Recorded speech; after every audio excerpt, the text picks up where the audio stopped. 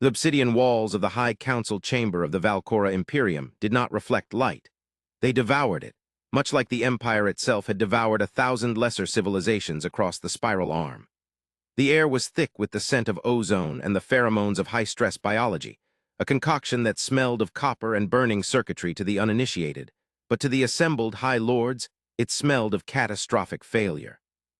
The chamber was circular, a vast amphitheater of judgment where the floor was a suspended gravity field, looking down into the churning, molten core of their homeworld, Valcora Prime.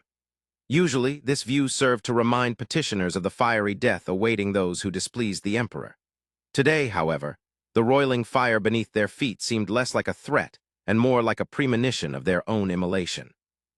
The silence that hung over the room was heavier than the crushing gravity of a neutron star, a silence so profound that the hum of the atmospheric recyclers sounded like the roar of a distant engine. High Admiral Vorek stood at the center of the suspension field, his four-jointed legs locked in a rigid stance of military discipline, though his internal hearts were hammering a rhythm of pure, unadulterated terror against his ribcage. He was a creature of war, built of chitin and muscle, scarred by plasma burns from a dozen campaigns, a veteran who had watched stars die and fleets burn. Yet, as he looked up at the raised dais where Emperor Xylos sat shrouded in the shadows of the throne, Vorek felt small. He felt fragile. The holographic display floating in the center of the room, projected from the ceiling, showed the tactical readout of the engagement in the border sector known as the Veil of Dust. It was a frozen image, a snapshot of the moment before everything had gone wrong, yet the data it contained was enough to dismantle the entire worldview of the Valcora. Vorek cleared his throat, a sound like grinding stones, and the noise echoed painfully in the cavernous hall. He waited for permission to speak, but the Emperor remained silent, a looming silhouette against the dark grandeur of the chamber. To Vorek's left stood Science Minister Kalith, a slender, avian-descended intellectual whose feathers were ruffled in a permanent state of anxiety. Kalith was staring at the floor, refusing to meet the gaze of the military caste surrounding them. They all knew the truth. They had all seen the raw data. They had attacked a solitary vessel, a ship that moved through the void not with the aggressive roar of reaction drives, but with a silent, ghostly grace that defied their understanding of physics. It had no escort. It had no visible weapon ports. It had emitted no threats. To the Valcora, whose entire culture was predicated on the axiom that strength must be demonstrated to be respected, the vessel's silence was an insult. It was a provocation. They had assumed it was a scout, a fragile explorer from a soft species that had wandered too far into the predator's den. They thought it would be simple. They thought a single cruiser, the pride of Valcora, would be enough to crack its hull and enslave its crew. "Report," the Emperor's voice finally descended from the dais, a low rumble that vibrated in the chest cavities of everyone present. It was not a shout. It was the growl of a tectonic plate shifting. Vorek stiffened, his mandibles clicking together once before he forced them still. "My liege," he began, his voice steady despite the dread pooling in his gut. "At 600 galactic standard cycles, the heavy cruiser Pride of Valcora intercepted an unidentified vessel in the Veil of Dust. The vessel matched no known configuration in the Imperial database. It was smooth, asymmetrical, devoid of the hard angles and ablative armor plating standard to all spacefaring warships. Our sensors read it as soft, comprised of alloys that appeared structurally insufficient for deep void combat. We hailed them demanding submission and the surrender of their navigational data. They did not respond with words. They simply stopped. They held position." "And so you fired," the Emperor stated, the statement hanging in the air like a guillotine blade. "We fired," Vorek confirmed, the shame burning hot on his faceplates.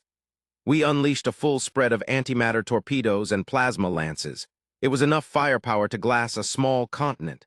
It was enough to shatter the shielding of a dreadnought-class vessel of the hegemony. We expected immediate vaporization. We expected debris." Vorek gestured to the hologram, which animated at his command. The room watched as the simulation played out. The red icons of the Valcora missiles streaked toward the solitary blue dot of the human ship. The impact was blinded by a massive bloom of white light, a calculated simulation of the energy release. The High Lords leaned forward, their predatory eyes fixated on the light, expecting the satisfaction of destruction. But as the light in the simulation faded, the blue dot remained. It had not moved, it had not flickered, it was perfectly, terrifyingly intact. "The enemy vessel," Calith interjected, his voice trembling as he stepped forward, unable to contain the scientific impossibility of the event. It did not deflect the energy, my liege, it drank it. A murmur of confusion and disbelief rippled through the gathered nobility. The concept was alien, absurd. Shields were walls, they blocked, they ablated, they broke. They did not drink. Explain, the Emperor commanded, shifting slightly on the throne, the first sign of genuine interest the ruler had shown in cycles. Calith manipulated the hologram, zooming in on the hull of the human ship. Spectroscopic analysis reveals that upon impact, the hull of the target vessel shifted phase. The matter itself became permeable to high-energy particles for a fraction of a microsecond, capturing the kinetic and thermal energy of our weapons. The energy was not dispersed into the void. It was funneled into their capacitors. We did not damage them, my liege. We refueled them. We gave them enough energy to power a colony for a decade, and they took it without firing a single shot in return. The silence returned, deeper and colder than before. Vorik felt the weight of the implication settling on his shoulders. A species that used enemy fire as a fuel source was not just advanced. They were operating on a paradigm of warfare so far beyond the Valkora that the word war might not even apply to them. It implied that to these strangers, the Valkora's most devastating attacks were nothing more than a delivery of batteries. "Where is the pride of Valkora now?" the Emperor asked softly. Vorik swallowed hard. "Drifting, my liege, its systems are offline. The human vessel, after absorbing our volley, it emitted a pulse. Not a weapon exactly. It was a directional transmission of such intensity and complexity that it overloaded the Pride's computer cores. It wasn't a virus, it was a library. They beamed an encyclopedia's worth of data at our ship in a nanosecond. The sheer volume of information overheated the logic gates. Our ship was not destroyed by a laser. It was paralyzed by a conversation it could not understand. The absurdity of it struck the High Council. A warship defeated by a book, a fleet humbled by patience. It went against every instinct the Valkora possessed. They were apex predators, having clawed their way to the top of the food chain on a death world, then clawed their way to the top of the galactic sector. They understood dominance.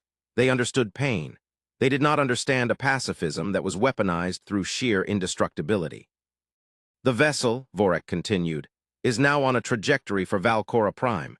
It is moving at sublight speeds openly, visibly. It is not hiding. It is not powering weapons. It is simply coming here." "How long?" "2 standard rotations." The room erupted into chaos. High Lords shouted over one another, demanding fleet mobilizations, planetary defense grids to be activated, the evacuation of the royal line. Some called for a suicide strike, others for a complete blackout of the system. The fear was palpable, a living thing that slithered between the ranks of the powerful. They were realizing, perhaps for the first time in their history, that they were not the hunters. They were the noisy children in the dark, and something ancient and awake had heard them. "Silence!" The Emperor's voice cracked through the noise like a whip. The chamber froze. "If they wanted us dead, we would be dead. If they can absorb antimatter, our planetary shields are tissue paper to them. They are coming to talk or to judge. We will receive them. Assemble the Grand Fleet, but keep weapons cold. If a single gunner twitches, I will have his entire lineage erased. We will meet this. Humanity. With the dignity of the Valkora, we will not die cowering." Vorik saluted, fist to chest, but his mind was racing. He looked at the hologram of the human ship again. It looked like a seed. A simple, smooth, metallic seed floating in the endless dark, and the Valkora were the soil it was coming to test. The approach of the human vessel, which identified itself simply as the Aegis, was a slow, agonizing procession that lasted for 2 days. Every telescope, every sensor array, every pair of eyes on Valkora Prime was fixed on the sky. The Grand Fleet, an armada that had conquered star systems and enslaved billions, formed a defensive cordon around the planet, a glittering sphere of alloy and weaponry. But it felt performative. It felt like a line of ants trying to stop a falling boulder. The Aegis slipped through the gaps in the formation with a precision that mocked the blockade. It did not need to maneuver evasively. The Valkora pilots, terrified by the reports from the Pride, drifted out of its way, their hands sweating on their controls, praying they wouldn't be the one to accidentally provoke the giant. As the Aegis entered low orbit, it cast a shadow over the capital city. It was larger than initial scans had suggested. It was a monolith of silver and white, shaped like a teardrop, seamless and silent. It hung in the upper atmosphere, defying gravity with no visible thrusters, no roar of engines, just a silent assertion of presence. The clouds parted around it, pushed away by a gentle, invisible force field. In the Grand Landing Plaza, a space designed to intimidate visiting dignitaries with its scale and the rows of elite shock troops, High Admiral Vorek stood waiting. Beside him was Kalith, clutching a data slate like a shield. The air was tense, the wind whipping the banners of the Empire. A shuttle detached from the underside of the Aegis. It was a small craft, shaped like a smooth pebble. It descended without sound, landing gently on the obsidian pavement. There was no hiss of steam, no landing struts crunching the stone. It just hovered inches above the ground, then settled. The Valcora shock troops raised their plasma rifles, their fingers hovering over the triggers. Vorek barked a command, and they lowered them, though their posture remained coiled, ready to strike. The ramp of the human shuttle lowered. There was no dramatic fog, no blinding light, just a ramp touching the ground. Two figures emerged. They were small. That was Vorek's first thought. They were bipedal, soft-skinned, lacking any natural armor or claws. They wore suits of a matte gray material that looked more like fabric than armor. No helmets. They breathed the air of Valcora Prime, air that was slightly higher in sulfur than the galactic standard, without flinching. The figure in the lead was a female, her hair silver like the hull of her ship, her face lined with age but her eyes sharp, possessing a clarity that was unsettling. The second was a male, younger, carrying a simple metal case. They walked toward the assembled might of the Valcora Empire as if they were taking a stroll in a garden. They did not look at the shock troops. They did not look at the tanks. They looked at the architecture. They looked at the sky. Vorek stepped forward, towering over them by nearly 2 feet. He expanded his chest plates to look larger, a reflex he couldn't control. "I am High Admiral Vorek of the Valcora. You have entered a restricted military zone of the Sovereign Empire. Identify yourselves and your intent." The woman stopped. She looked up at Vorek, not with fear, but with a mixture of curiosity and something that looked painfully like pity. "I am Ambassador Solara of the Terran Union," she said. Her voice was soft, yet it carried across the plaza without the aid of a microphone, amplified by some subtle technology in her suit. "And my intent, High Admiral, is to return your ammunition." Vorek blinked, his nictitating membranes flashing across his eyes. "My ammunition." The younger man stepped forward and placed the metal case on the ground. He pressed a button, and the case unfolded, revealing a small, glowing containment unit. Inside, suspended in a magnetic field, was a swirling ball of plasma, condensed and stabilized. "The energy you fired at the Aegis," Solara explained calmly. "We have condensed the residual kinetic and thermal output into a high-density storage cell. It is roughly equivalent to the annual energy output of your capital city. We thought it polite to return it, as we have no need for it, and it seemed precious to you given how eagerly you expended it." The insult was so sophisticated, so wrapped in politeness, that it took Vorek a moment to process it. They were returning the fire that was meant to kill them as a gift. It was a power move of such magnitude that Kalith let out a small, strangled sound of awe. "You mock us," Vorek growled, his hand drifting toward his sidearm. "You invade our space, you cripple our ship, and now you bring charity." "We did not cripple your ship," Solara corrected him gently. "We silenced it. There is a difference. And we are not here to mock you, Vorek. We are here because you are loud. You are very, very loud, and the galaxy is a dangerous place to be loud." "We are the danger," Vorek roared, losing his composure. "We are the Valcora. We have conquered 1,000 worlds." Solara looked at him, her expression hardening slightly. "I know, we have watched you. We have watched you burn cities and enslave populations. We have watched you posture and scream into the void, thinking you are the apex predators." She took a step closer, and for a moment the small, soft human seemed to loom larger than the armored admiral. "But you are not the predators, High Admiral. You are the noisy hatchlings attracting the wolves, and we are the ones who have been keeping the wolves away." "Wolves?" Kalith asked, stepping forward, his scientific curiosity overriding his fear. "What wolves?" Solara turned her gaze to the scientist. "The Aegis is not a warship, Minister Kalith. It is a terraformer. It is a gardener's tool, but even a gardener carries a spade, and sometimes a spade must be used to crush a pest. We ignored your expansion because you were confined to your local cluster. But when you attacked us, you crossed a threshold. You proved that you are not just noisy, you are indiscriminately aggressive, and that makes you a liability." "A liability to whom?" Vorek demanded. "To the silence," Solara said, pointing a finger upward at the darkening sky. "You believe the void is empty. You believe you are conquering uninhabited space. The galaxy is a graveyard, High Admiral. Civilizations far older and crueler than yours have risen and fallen. Some fell to their own hubris. Others fell too, things that live in the deep dark, things that hunt by detecting the signatures of antimatter explosions and warp drives. She tapped a device on her wrist, and a hologram projected into the space between them. It showed the galaxy, but not as the Valcora mapped it. It showed currents of darkness, vast, invisible rivers of entropy moving through the stars. And on the edge of the Valcora sector, a shadow was moving, a massive, amorphous shape that blotted out the stars behind it. "We call them the entropy eaters," Solara said quietly. "They feed on high-energy reactions. War is a dinner bell to them, your conquests, your bombardments. You have been ringing the bell for centuries. They are coming, Vorek. They are coming here. That is why the Aegis was in the veil of dust. We were deploying sensor buoys to track them. When you attacked us, you didn't just annoy us. You nearly blinded the only early warning system protecting your entire civilization." The revelation struck the plaza like a physical blow. The Valcora were warriors. They understood an enemy they could fight. They could fight a fleet. They could fight a rebellion, but a cosmic force of nature, a creature that ate war itself. "This is a trick," Vorek hissed, though his voice lacked conviction. "A deception to make us surrender." "We do not require your surrender," Solara said, her voice tired. "If we wanted you gone, we would simply stop shielding your noise. The Eaters would find you within a lunar cycle. They would strip the atmosphere from your worlds and drink the heat from your stars. We do not want your land. We do not want your resources. We have the technology to build stars, Vorek. What could you possibly offer us that we cannot create?" It was the ultimate humiliation. The Valcora had nothing the humans wanted. They were not enemies, they were a charity case. "Then why are you here?" Vorek asked, his voice barely a whisper. "Why save us?" Solara looked at the younger man beside her, then back to the alien admiral. "Because we were like you once, long ago. We were loud, we were aggressive, we fought over dirt and ideology, we rang the bell too, and we almost died. We were saved by a silence we didn't understand, by a mercy we didn't earn. We learned that in a dark forest, the only way to survive is to help your neighbors be quiet. We are here to offer you a choice, High Admiral. You can continue to be the loud, thrashing child and be eaten, or you can grow up.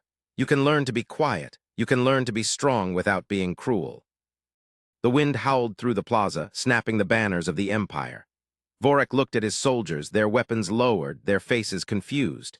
He looked at Kalith, who was staring at the hologram of the creeping shadow with terrified fascination. And he looked at the human woman, so small, so fragile, yet standing with the weight of a galaxy on her shoulders. "The Council must decide," Vorek said finally.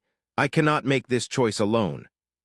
"Then take us to them," Solara said. "But be quick, the shadow moves faster than you think." The debate in the High Council chamber was not a debate. It was a panic disguised as politics. The revelation of the entropy eaters had shattered the carefully constructed reality of the Valcora. For hours, accusations were hurled, strategies were proposed and discarded, and the humans stood in the center of it all, calm, immovable, like stones in a rushing river. They answered questions with precise, terrifying logic. They explained the physics of the eaters, the mathematics of the inevitable consumption.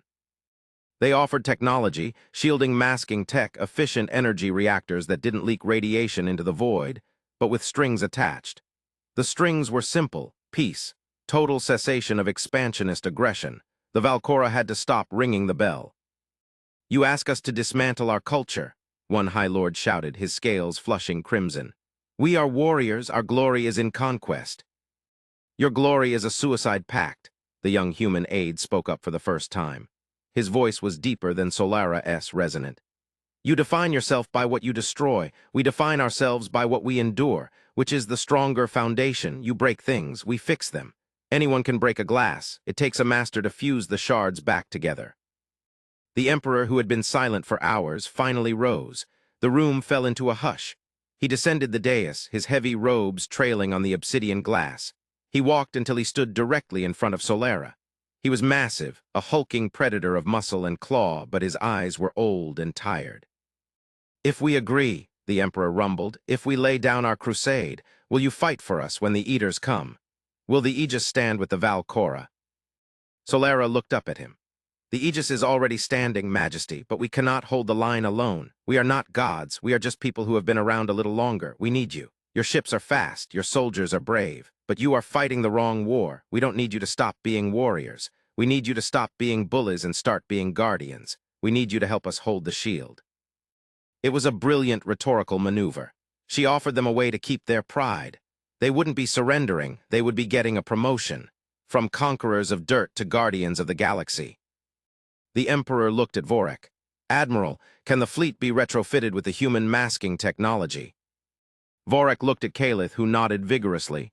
With their assistance, yes, within a cycle. And the weapons? The Emperor asked. We can tune them, Solara said. The Eaters are susceptible to specific frequencies of harmonic resonance. Your plasma lances are useless, but with our guidance, your emitters can be reconfigured to disrupt the cohesion of the Eaters' forms. You have the hardware, you just lack the software. The Emperor turned back to the assembly. The crusade is over, he announced. His voice echoed like thunder. The war of silence begins today. We do not fight for land anymore. We fight for existence. The transition was not easy. The weeks that followed were a blur of frenetic activity. The Aegis docked with the orbital shipyards of Valcora Prime, a silver jewel set against the rusted iron of the industrial stations. Human engineers moving in their strange, limb-assisting exosuits worked side by side with Valcora mechanics. There was friction, of course, cultural misunderstandings. The Valcora were brusque, prone to solving problems with force. The humans were maddeningly deliberate, obsessed with safety protocols and redundancies. But as they worked, a grudging respect began to form. The Valcora saw that the humans, despite their soft bodies, possessed an endurance that was frightening. They didn't sleep as much as the Valcora. They drank toxic stimulants called coffee and worked until they collapsed, then got up and worked again. They were relentless, and the humans saw that the Valcora, once stripped of their arrogance, were incredibly dedicated. Once they understood a task, they executed it with a singular focus that human minds struggled to match. Vorik found himself spending more time with Solara. They stood on the observation deck of the shipyard, watching the modifications being welded onto the hull of the Pride of Valcora. You said you were like us once, Vorik said, his claws resting on the railing. How did you change? What stopped your ringing of the bell? Solara stared out at the stars. We almost killed ourselves, not with aliens, with each other. We built weapons that could think. We burned our own atmosphere. We were on the brink of extinction. And then, we found a message. A message from a dead star, a civilization that had been eaten by the Eaters 1,000,000 years ago. They left a beacon, a warning. It was a record of their art, their music, their love, and their screams. When we translated it, when we heard the sound of an entire world dying in the dark because they were too loud, it sobered us up. We realized we were squabbling over crumbs while a fire was approaching the house. Vorik nodded slowly. Fear is a powerful teacher. No, Solara corrected him. Fear makes you hide. Love makes you protect. We didn't survive because we were afraid to die. We survived because we fell in love with the idea of the future. We decided that the music was worth saving. The Valcora do not have music, Vorik said flatly. Solara smiled, a genuine, warm expression. I've heard the way your engines hum when they are perfectly tuned, Admiral. I've heard the rhythm of your soldiers marching. You have music. You just call it discipline. But it can be a song if you let it. The moment was interrupted by a siren, not a drill, a proximity alarm. Contact, Kalith's voice burst over the comms channel. Deep range sensors, Sector 4, the shadow. It's accelerating, it's here. Vorik's hearts hammered. They weren't ready. The fleet was only half retrofitted. How many? Vorik barked into the comms. Massive displacement, Kalith replied, panic rising in his voice. It's not a fleet, it's a cloud, millions of entities. They are swarming the outer beacon. Solara tapped her wrist. Alert the Aegis. Initiate Protocol Guardian. Vorik, get your ships in the air, the ones that can fly. We need to create a harmonic wall before they reach the atmosphere. The Battle of Valcora Prime was unlike any conflict recorded in the Imperial archives. There were no formations of fighters dogfighting. There were no capital ships exchanging broadsides.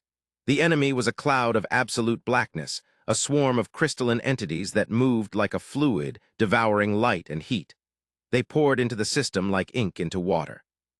The Aegis moved to the forefront, positioning itself between the sun and the planet. It blossomed. The smooth silver hull split open, revealing a core of pulsating golden light. It didn't fire, it sang. A wave of pure resonance rolled out across the vacuum. It was a sound that could not be heard by ears, but could be felt by the hull of every ship. It was a frequency designed to disrupt the lattice structure of the entropy eaters. Where the wave hit the black cloud, the entities shuddered and shattered, dissolving into harmless dust. but there were too many of them. The cloud wrapped around the Aegis, smothering the light. The human ship's shields flared, buckling under the strain of a million hungry mouths draining its power. "They are overwhelmed," Vorik shouted from the bridge of the Pride. "The Aegis is losing containment." "We have to help them," Kalith said from the science station. "The harmonic emitters on the fleet are online, but we haven't tested the synchronization." "No time for tests," Vorik roared. "All ships lock onto the Aegis's carrier wave, amplify their signal, pour everything you have into the transmitters. Do not fire plasma, send the song." The Valcora fleet, a ragged collection of scarred warships and hasty retrofits, formed up behind the human vessel. They were not designed for this. Their capacitors were built for murder, not music, but the Valcora were stubborn. They diverted life support. They diverted gravity. They diverted the power from the very engines keeping them aloft. 1,000 beams of energy slammed into the Aegis, not to attack it, but to feed it. On the bridge of the Aegis, Solara watched the energy levels spike. She smiled. "They're learning," she whispered. The Aegis took the raw, chaotic power of the Valcora fleet, the aggressive, angry energy of a warrior race, and refined it. It focused it through the golden core and unleashed a pulse that turned the night sky into day. The shockwave of golden light expanded outward, washing over the swarm. The entropy eaters screeched, a psychic scream that tore at the minds of every living thing in the system, and then they vaporized. The cloud burned away like mist in the morning sun. The light pushed further, cleansing the outer orbits, pushing the darkness back into the deep void. For a moment the system was brighter than it had ever been, and then silence. The Aegis hung in the void, its hull scorched, its lights dim. The Valcora fleet drifted around it, engines dead, drifting on momentum. They were exhausted. They were alive. In the aftermath, the atmosphere on Valcora Prime was changed. The fear was gone, replaced by a solemn awe. The humans had not just saved them, they had allowed the Valcora to save themselves. Solara stood in the High Council chamber once more, but this time she was not a petitioner. She was an equal. The Emperor sat on his throne, but he leaned forward, his posture open. "The swarm is dispersed," Solara said, her voice raspy. The strain of the neural link with the ship had taken a toll on her. "But they will return, not today, maybe not for 1,000 years, but they are part of the ecosystem of the galaxy. They are the forest fire, we are the rangers." "We will be ready," Vorik said, stepping forward. He had removed his ceremonial armor. He wore a simple uniform, functional and unadorned. "We have much to learn, your engineers. They complain about our welding techniques." Solara laughed, a dry, cracking sound. "And my pilots complain about your aggressive docking procedures. We will adapt." "There is one thing," the Emperor said. "During the battle, the energy transfer, we felt something through the link." Solara nodded. "The Aegis is partially psionic. It connects minds to coordinate the shield. You felt us." "We felt grief," the Emperor said slowly. "Deep ancient grief, you mourn the enemy." "We mourn what they used to be," Solara said softly. "The entropy eaters were not always monsters. They were a civilization once, like you, like us. They tried to ascend to a higher plane of energy and they failed. They became hungry ghosts. We don't hate them, we pity them. That is why we don't destroy them unless we have to. We try to push them back. We try to contain them." The philosophical weight of that statement silenced the room. To pity the monster. To see the enemy not as a target, but as a tragedy. It was a level of strength the Valcora had never conceived of. "You are strange creatures," Vorik said, shaking his head. "You are soft, you are emotional, you mourn the things that try to eat you. And yet, you are the most terrifying thing I have ever encountered." "Why?" Solara asked. "Because," Vorik said, looking her in the eye, "you cannot be defeated. You can be killed, yes. We could have blown your ship up if we used enough power, but we could not defeat you. Because you do not play the game of winning and losing. You play the game of survival, and you are willing to let us win as long as the galaxy survives." Solara smiled, and for the first time she looked young. "That is the secret, Admiral. The only way to win the game is to stop playing against each other and start playing against the dark." She tapped a console and a new hologram appeared. It wasn't the Valcora sector. It was the galaxy, a vast spiral of stars. And all across the spiral there were tiny points of golden light. "We are not alone," Solara revealed. "The Valcora are not the first we have found. There are others. The Union is not an empire. It is a chain of lighthouses in the dark. You are the newest light, and the sector to your galactic north. It is dark. We have detected signals there. Another young civilization, loud, aggressive, ringing the bell. Vorik looked at the map. He looked at the dark sector. He felt the old instinct of the hunter rise in his blood, but it was different now. It wasn't a hunger for conquest. It was a desire to protect. "They are in danger," Vorik said. "Yes," Solara agreed. "They are about to be eaten. They need a guardian." The Emperor stood up. He looked at his high lords. He looked at Vorik.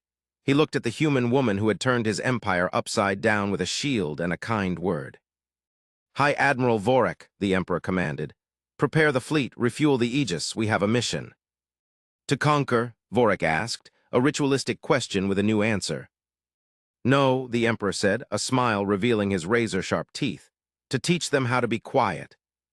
The departure of the joint fleet was a spectacle that would be written into the songs of the Valkora for generations. The sleek, organic curves of the Valkora warships, now painted with the white stripe of the Guardian Alliance, moved in formation with the massive silver teardrop of the Aegis. They did not move with the aggressive thrust of engines, but with a synchronized hum, a harmony of technology and purpose.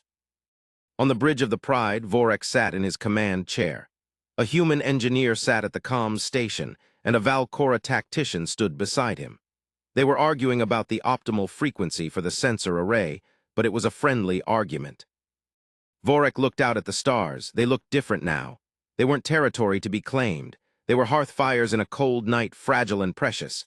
He looked down at his own hands, the claws that had ripped through steel and flesh. He retracted them. He placed his hand on the console, a gesture of control, of restraint. "Course set, Admiral," the human helmsman said. "Destination, the Cygnus Rift, unknown civilization detected." "Engage," Vorik ordered. "And keep the shields up. We're going to make some new friends, whether they like it or not." As the fleet jumped, not into warp, but into the slipstream of folded space the humans had taught them to navigate, Vorik thought about the first time he had seen the Aegis. He had thought it was weak because it didn't fire back. He had been so wrong. Humanity wasn't weak. They were the adults in a room full of children with knives, and they had finally found a child brave enough to put the knife down and pick up a shield. The stars blurred into streaks of light. The Valkora were no longer the scourge of the sector. They were the dogs of war, yes, but they had found a master worth serving. They served the light, and God help anything that tried to snuff it out. The darkness of the void was deep, and the monsters that swam in it were hungry. But as the combined fleet of human and Valkora streaked across the galaxy, the darkness seemed to recede just a fraction. 2 flames were brighter than 1, and soon there would be 3. Vorik closed his eyes and listened to the hum of the ship. It sounded like music. It sounded like hope,